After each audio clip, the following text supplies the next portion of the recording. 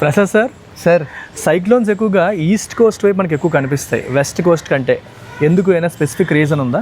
అవును సార్, ఖచ్చితంగా ఉంది సార్. ఈస్ట్ కోస్ట్ ఎక్కువగా ఇంపాక్ట్ అవ్వడానికి, వెస్ట్ కోస్ట్లో అంత ఎక్కువ సైక్లోన్స్ రాకపోవడానికి కారణం మనకి అరేబియన్ సీకి బే ఆఫ్ బెంగాల్కి ఉన్న జియోగ్రఫికల్ డిఫరెన్సెస్. ఓకే, మనకి ఫస్ట్ రీజన్ చూసుకుంటే బే ఆఫ్ బెంగాల్ అనేది అరేబియన్ సీతో పోల్చుకుంటే కొంచెం టెంపరేచర్ ఎక్కువగా ఉంటుంది సార్. మనకి ఎప్పుడు సైక్లోన్స్కి వామ్ వాటర్ కావాలి సార్. అయితే బే ఆఫ్ బెంగాల్ వేడిగా ఉండడానికి మల్టిపుల్ రీజన్స్ ఉన్నాయి సార్. దాని యొక్క ఎన్క్లోజ్డ్ షేప్, దాని చుట్టూ ఎక్కువ ల్యాండ్ ఏరియా కవర్ అవ్వడం వల్ల ల్యాండ్కి ఎక్కువ హీట్ ఎనర్జీ అవసరం అవ్వదు, కాబట్టి ఆ హీట్ని కూడా బే ఆఫ్ బెంగాల్ తీసుకుని ఇంకొంచెం వేడెక్కుతుంది సార్. దీంతోపాటు ఈ ఎన్క్లోజర్ షేప్ వల్ల అది ఇండియన్ ఓషన్తో కొంచెం తక్కువగా కాంటాక్ట్లో ఉండి వాటర్ ఎక్స్చేంజ్ జరగకుండా వామ్ వాటర్ని అలా మెయింటైన్ చేయగలుగుతుంది.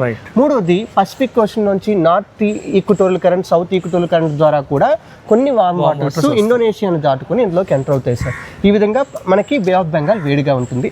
రెండో రీజన్ ఏంటంటే బే ఆఫ్ బెంగాల్లో మనకి ఫ్రెష్ వాటర్ ఇన్ఫ్లో ఎక్కువగా ఉంటుంది సార్. గంగా, బ్రహ్మపుత్ర, మహానది, కావేరి, కృష్ణా లాంటి నదులన్నీ కలిసి ఫ్రెష్ వాటర్ని ఎక్కువగా సర్ఫేస్లో ఉంచుతాయి సార్. దీనివల్ల మనకి అడ్వాంటేజ్ ఏంటి అంటే ఫ్రెష్ వాటర్ హీట్ని అంతటిని అబ్జార్బ్ చేసుకుని అక్కడే అలా ఉండిపోతుంది సార్, కింద లేయర్లోకి వెళ్ళదు.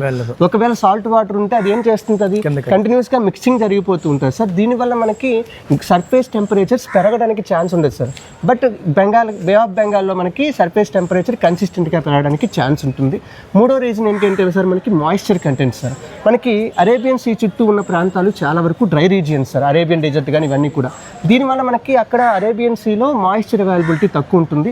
బట్ బే ఆఫ్ బెంగాల్ చుట్టూ ఉన్న ప్రాంతాల్లో మాయిశ్చర్ అవైలబిలిటీ చాలా ఎక్కువ ఉంటుంది సార్. దాంతోపాటు ఈ సౌత్ వెస్ట్ మాన్సూన్ విండ్స్ వీటి వల్ల కూడా ఇంకొంచెం ఎక్కువ వామ్ వాటర్ వచ్చి మాయిశ్చర్ కంటెంట్ వచ్చి దీనికి యాడ్ అవుతుంది. దీంతో పాటుగా మనకి ఇంకొక మెయిన్ రీజన్ చూసుకుంటే సార్, పసిఫిక్ ఓషన్లోంచి కొన్ని సైక్లోన్స్, అవి టైఫూన్స్ అలా ట్రేడ్ విండ్స్తో ట్రావెల్ చేసుకుంటూ అరేబియన్ సీలోకి కూడా ఎంటర్ అవుతాయి సార్.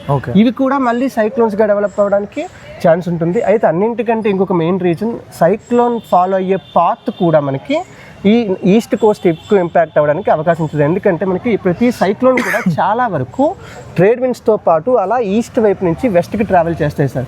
ఒకవేళ అండమాన్ సీలో ఒక సైక్లోన్ ఆరిజినేట్ అయినా కూడా అది అలా బే ఆఫ్ బెంగాల్లో ట్రావెల్ చేస్తూ ఈస్ట్ కోస్ట్ వైపుకి వస్తుంది.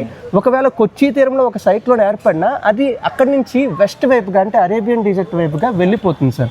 దానివల్ల మనకి ఈస్ట్ కోస్ట్లో సంవత్సరానికి ఒక 4 to 6 వరకు సైక్లోన్స్ వస్తే, వెస్ట్ కోస్ట్లో 1 to 2 సైక్లోన్స్ మాత్రమే కనిపిస్తాయి సార్. సో చాలా రీజన్స్ ఉన్నాయి. అవును sir, multiple reasons. Thank you sir.